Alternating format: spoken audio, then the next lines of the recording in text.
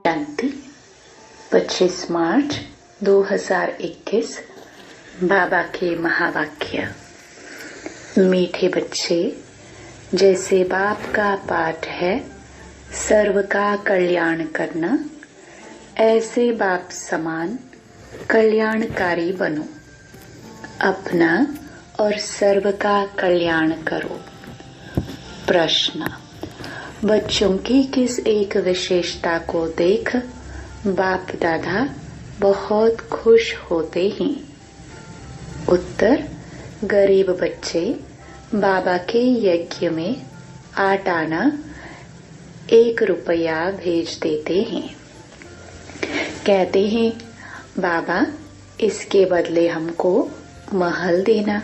बाबा कहते, बच्चे यह 1 रुपया भी शिव बाबा के खजाने में जमा हो गया। तुमको 21 जन्मों के लिए महल मिल जाएंगे। सुदामा का मिसाल है ना। बिगर कौड़ी खर्चा तुम बच्चों को विश्व की बादशाही मिल जाती है। बाबा गरीब बच्चों की इस विशेषता पर बहुत खुश होते हैं। गीत तुम्हें पाके हमने। ओम शांति। मीठे मीठे बच्चे समझते हैं कि बाबा से अभी बेहद का वर्षा ले रहे हैं। बच्चे कहते हैं कि बाबा आपकी श्रीमत अनुसार हम आपसे फिर से बेहद का वर्षा पा रहे हैं। नई बात नहीं है। बच्चों को नॉलेज मिली है। जानते हैं सुख धाम का वर्षा हम कल्प कल्प पाते रहते हैं। कल्प कल्प 84 जन्म तो लेने पड़ते हैं। बरोबर हम बेहद के बाप द्वारा 21 जन्मों का वर्षा पाते हैं, फिर धीरे धीरे गवाते हैं। बाप ने समझाया है, यह अनादि बना बनाया खेल है। तुम बच्चों को खातरी होती जाती है। यह भी जानते हो ड्रामा में सुख बहुत है। पिछाड़ी में आकर रावण द्वारा दुख पाते हैं। अभी तुम अर्जुन थोड़े हो। आगे चलकर बहुत वृद्धि होती जाएगी। मनुष्य से देवता बनते हैं। जरूर दिल में समझेंगे हम कल्प कल्प बाप से वर्षा पाते हैं। जो जो आकर नॉलेज लेंगे वह समझेंगे अब ज्ञान सागर बाप द्वारा सृष्टि के आदि मध्य अंत की नॉलेज पाई है। बाप ही ज्ञान का सागर पतितों को पावन बनाने वाला है, अर्थात मुक्ति जीवन मुक्ति में ले जाने वाला है। यह भी तुम अभी जानते हो। गुरु तो बहुतों ने किए हैं ना। आखरीन गुरुओं को भी छोड़ आकर नॉलेज लेंगे। तुमको भी अभी यह नॉलेज मिली है। जानते हो इससे पहले अज्ञानी थे। सृष्टि का चक्र कैसे फिरता है, शिव बाबा ब्रह्मा विष्णु शंकर कौन है, यह कुछ भी नहीं जानते थे। अभी मालूम पड़ा है हम विश्व के मालिक थे। तो तुम्हारी बुद्धि में बड़ा अच्छा नशा चढ़ा रहना चाहिए। बाप को और सृष्टि चक्र को याद करते रहना चाहिए। अलफ और बे बाप समझाते हैं, इनसे पहले तुम कुछ नहीं जानते थे ना। न बाप को न उनकी रचना को जानते थे। सारी सृष्टि के मनुष्य मात्र न बाप को न रचना के आदि मध्य अंत को जानते हैं। अभी तुम शूद्र से ब्राह्मण बने हो। बाप सब बच्चों से बात कर रहे हैं। कितने ढेर बच्चे हैं, सेंटर्स कितने हैं। अभी तो सेंटर्स खुलेंगे। तो बाप समझाते हैं, आगे तुम कुछ नहीं जानते थे, अब नंबरवार पुरुषार्थ अनुसार जान चुके हो। यह भी जानते हो, अभी हम बाप द्वारा पतित से पावन बन रहे हैं। और तो पुकारते रहते हैं, तुम हो गुप्त। ब्रह्मा कुमार कुमारी कहते हैं, परंतु समझते नहीं कि इन्हों को पढ़ाने वाला कौन है। शास्त्रों में कहाँ लिखा हुआ नहीं है। वही गीता के भगवान शिव ने आकर बच्चों को राजयोग सिखाया है। यह तुम्हारी बुद्धि में आता है ना। गीता भी तुमने पढ़ी होगी, यह भी अभी समझते हो। ज्ञान मार्ग बिल्कुल अलग है। विद्युत मंडली से जो शास्त्र आदि पढ़कर टाइटल लेते हैं, वह सब भक्ति मार्ग के शास्त्र हैं। यह नॉलेज उन्हों में है नहीं। यह तो बाप ही आकर रचना के आदि मध्य अंत की नॉलेज देते हैं। यह तो बाप ने आकर तुम्हारी बुद्धि का ताला खोला है। तुम जानते हो आगे हम क्या थे, अब क्या बने हैं। बुद्धि में सारा चक्कर आ गया है। शुरू में थोड़ी समझते थे। दिन प्रतिदिन ज्ञान का तीसरा नेत्र अच्छी तरह खुलता जाता है। यह भी किसको पता नहीं है कि भगवान कब आया, वो कौन था जिसने आकर गीता का ज्ञान सुनाया। तुम बच्चे अभी जान गए हो। बुद्धि में सारे चक्कर का ज्ञान है। कब से हम हार खाते हैं और कैसे वाम मार्ग में जाते हैं, कैसे सीढ़ी उतरते हैं। यह चित्र में कितना सहज समझाया हुआ है। 84 जन्मों की सीढ़ी है। कैसे उतरते हैं फिर चढ़ते हैं। पतित पावन कौन है, पतित किसने बनाया, यह तुम अभी जानते हो। वह तो सिर्फ गाते रहते हैं पतित पावन। यह थोड़े ही समझते हैं कि रावण राज्य कब से शुरू होता है, पतित कब से बने। यह नॉलेज है ही आदि सनातन देवी देवता धर्म वालों के लिए। बाप कहते हैं, मैंने ही आदि सनातन देवी देवता धर्म की स्थापना की थी।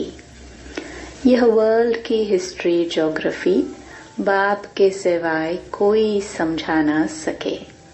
तुम्हारे लिए जैसे कि कहानी है, कैसे राज्य पाते, कैसे गवाते हैं, वह हम हिस्ट्री ज्योग्राफी पढ़ते हैं।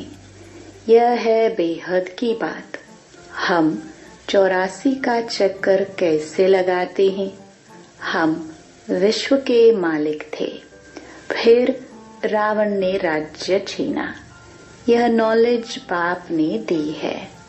मनुष्य दशहरा आदि त्योहार मनाते हैं, परंतु कुछ भी नॉलेज नहीं है। जैसे तुमको यह नॉलेज नहीं थी, अब नॉलेज मिल रही है तो तुम खुशी में रहते हो। नॉलेज खुशी देती है। बेहद की नॉलेज बुद्धि में है। बाप तुम्हारी झोली भर रहे हैं। कहते हैं ना, झोली भर दे। किसको कहते हैं? साधु संत आदि को नहीं कहते। भोलानाथ शिव को कहते हैं। उससे ही भीख मांगते हैं। तुम्हारा तो अब खुशी का पारावार नहीं। तुमको बहुत खुशी होनी चाहिए।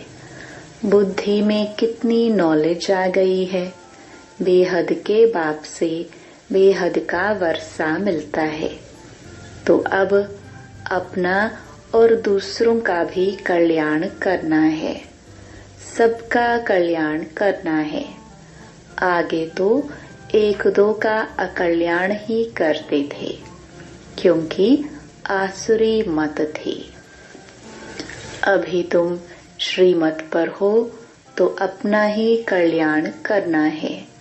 तुम्हारी दिल होती है यह बेहद की पढ़ाई सब पढ़े, सेंटर्स खुलते जाए।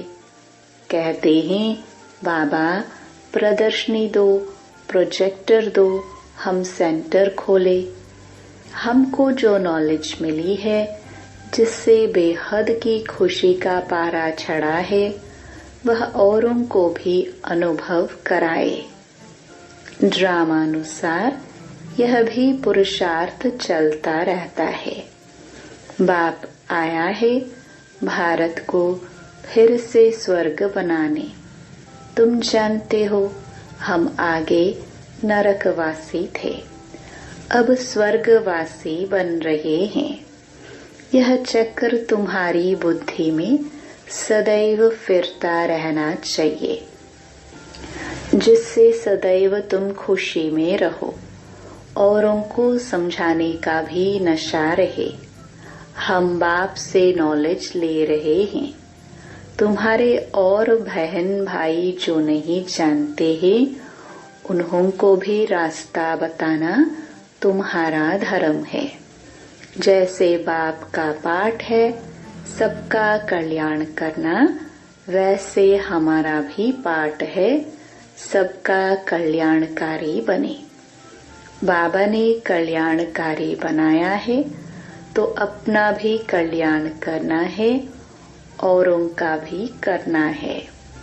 बाप कहते हैं तुम फलाने सेंटर पर जाओ, जाकर सर्विस करो। एक जगह बैठ सर्विस नहीं करनी है। जितना जो होशियार है उतना उनको शौक होता है जाकर हम सर्विस करें। फलाना नया सेंटर खुला है, यह तो जानते हैं कौन कौन सर्विसेबल हैं, कौन कौन आज्ञाकारी, वफादार, फरमान बरदार हैं। अज्ञान काल में भी कपूत बच्चों पर बाप नाराज होते हैं। यह तो बेहद का बाप कहते हैं। मैं बिल्कुल साधारण रीति समझाता हूँ, इसमें डरने की कोई बात नहीं है। यह तो जो करेगा सो पाएगा।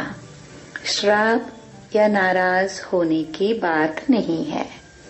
बाप समझाते हैं क्यों नहीं अच्छी सर्विस कर अपना भी और दूसरों का भी कल्याण करते। जितना जो बहुतों का कल्याण करते हैं उतना बाबा भी खुश होते हैं। बगीचे में बाबा देखेंगे यह फूल कितना अच्छा है, यह सारा बगीचा है। बगीचे को देखने के लिए कहते हैं बाबा हम सेंटर का चक्कर लगाए, कैसे कैसे फूल हैं, कैसे सर्विस कर रहे हैं। जाने से मालूम पड़ता है कैसे खुशी में नाचते रहते हैं। बाबा को भी आकर कहते थे बाबा फलानी को हमने ऐसे समझाया, आज अपने पति को भाई को ले आई हूँ। समझाया है बाबा आया हुआ है, वह कैसे हीरे जैसा जीवन बनाते हैं। सुनते हैं तो चाहते हैं हम भी देखें, तो बच्चों में उमंग आता है, ले आते हैं। वर्ल्ड की हिस्ट्री ज्योग्राफी को जानना चाहिए। तुम जज कर सकते हो भारत सारे विश्व का मालिक था, अब तो क्या हालत है। सतयुग त्रेता में कितना सुख था, अब फिर बाबा विश्व का मालिक बना रहे हैं।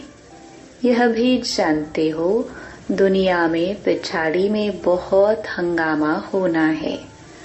लड़ाई कोई बंद थोड़ी होती है, कहाँ न कहाँ लगती रहती है। जहाँ देखो वहाँ झगड़ा ही है। कितना घमसान लगा हुआ है। विलायत में क्या क्या हो रहा है। समझते नहीं कि हम क्या कर रहे हैं। कितने तूफान लगते रहते हैं। मनुष्य भी मरते रहते हैं। कितनी दुख की दुनिया है। तुम बच्चे जानते हो इस दुख की दुनिया से बस अब गए के गए। बाबा तो धीरज दे रहे हैं। यह चीची दुनिया है। थोड़े रोज में हम विश्व पर शांति से राज्य करेंगे। इसमें तो खुशी होनी चाहिए ना। सेंटर्स खुलते रहते हैं। अब देखो सेंटर खुलते हैं, बाबा लिखते हैं अब अच्छे अच्छे बच्चे जाओ। नाम भी लिख देता हूँ जो दिल पर छड़े रहते हैं। बहुतों का कल्याण होता है। ऐसे बहुत लिखते हैं बाबा हम तो बांधेली हैं। अच्छा सेंटर खुल जाए तो बहुत आकर वर्षा पाए। यह भी जानते हो। अच्छा सेंटर खुल जाए तो बहुत आकर वर्षा पाए। यह भी जानते हो कि यह सब विनाश हो जाना है। तो क्यों नहीं बहुतों का कल्याण अर्थ काम में लगा दो। ड्रामा में उन्हों का ऐसा पार्ट है। हर एक अपना अपना पार्ट बजा रहे हैं। तरस पड़ता है। दूसरों को भी बंधन मुक्त करनी कुछ तो मदद करे। वह भी वर्षा ले लेवे। बाप को कितनी फिक्रात रहती है। सब कामचता पर जल मरे हैं। सारा कब्रिस्तान हो पड़ा है। कहते भी है अल्लाह आकर कब्रिस्तान से जगाए सबको ले जाते हैं। तुम अभी समझते हो रावण ने कैसे हराया है। आगे थोड़े समझते थे। हम जौहरी लखपति हैं।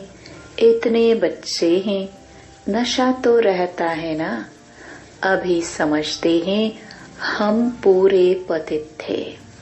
भल पुरानी दुनिया में कितने भी लखपति करोड़पति हैं, परंतु यह सब है कौड़ी मिसल।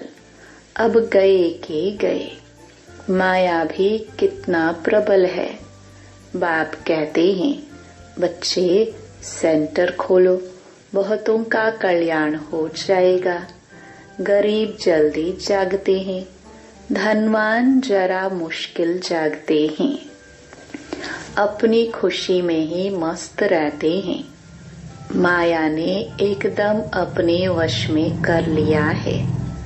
समझाने से समझते भी हैं, परंतु छोड़े कैसे। डर लगता है कि इन्हों मुहाफिक सब छोड़ना पड़ेगा। तकदीर में नहीं है तो चल नहीं सकते। जैसे कि छुटकारा पाना ही मुश्किल है। उस समय वैराग्य आता है। बरोबर छीछी दुनिया है। फिर वहाँ की वहाँ रही। कोर्टों में कोई निकलते हैं। बॉम्बे में सैकड़ों आते हैं। कोई कोई को रंग लगता है। समझते हैं भविष्य के लिए कुछ बना लेवे। कौड़ी बदले हमको हीरा मिल जाएगा। बाप समझाते हैं ना, बैग बैगेज सारा ट्रांसफर करो स्वर्ग में। वहाँ 21 जन्मों के लिए तुमको राज्य भाग्य मिलेगा। कोई कोई 1 रुपया 8 आना भी बेच देते हैं। बाप कहते हैं 1 रुपया भी तुम्हारा बाबा के खजाने में जमा हुआ। तुमको 21 जन्मों के लिए महल मिल जाएंगे। सुदामा का मिसाल है ना। ऐसे ऐसे को देख बाबा को बहुत खुशी होती है। बिगर कोई खर्चा तुम बच्चों को विश्व की बादशाही मिलती है। लड़ाई आदि कुछ भी नहीं। वह तो थोड़े टुकड़े के लिए भी कितना लड़ते हैं। तुमको सिर्फ कहते हैं मन मना भव। बस यहाँ बैठने की दरकार नहीं है। चलते फिरते बाप को और वर्षे को याद करो। खुशी में रहो। खान पान भी शुद्ध रखना है। तुम जानते हो हमारी आत्मा कहाँ तक पवित्र बनी है, जो फिर जाकर प्रिंस का जन्म लेंगे। आगे चल दुनिया की हालत बिल्कुल खराब होनी है। खाने के लिए अनाज नहीं मिलेगा तो घास खाने लगेंगे। फिर ऐसे थोड़े ही कहेंगे माखन बिगर हम रह नहीं सकते हैं, कुछ भी नहीं मिलेगा। अभी भी कितनी जगह पर मनुष्य घास खाकर गुजर रहे हैं। तुम तो बहुत मौज में बाबा के घर में बैठे हो। घर में बाप पहले बच्चों को खिलाते हैं ना। जमाना बहुत खराब है। यहाँ तुम बहुत सुखी बैठे हो। सिर्फ बाप को और वर्षे को याद करते रहो। अपना और औरों का भी कल्याण करना है। आगे चल आप ही आएंगे, तकदीर जागेगी। जगनी तो है ना। बेहद की राजधानी स्थापन होनी है। हर एक कल्प पहले मिसल पुरुषार्थ करते हैं। बच्चों को तो बहुत खुशी में रहना चाहिए। बाप दादा का चित्र देखते ही खुशी में रोमांच खड़े हो जाने चाहिए। वह खुशी का पारा स्थायी रहना चाहिए। अच्छा मीठे मीठे सिखिलदे बच्चों प्रति माता पिता बाप दादा का याद प्यार और गुड मॉर्निंग। रूहानी बाप के रूहानी बच्चों को नमस्ते। धारणा के लिए मुख्य सार। पहला, सदा अपार खुशी में रहने के लिए बेहद की नॉलेज बुद्धि में रखना है। ज्ञान रत्नों से अपनी झोली भरकर अपना और सर्व का कल्याण करना है। नॉलेज में बहुत बहुत होशियार बनना है।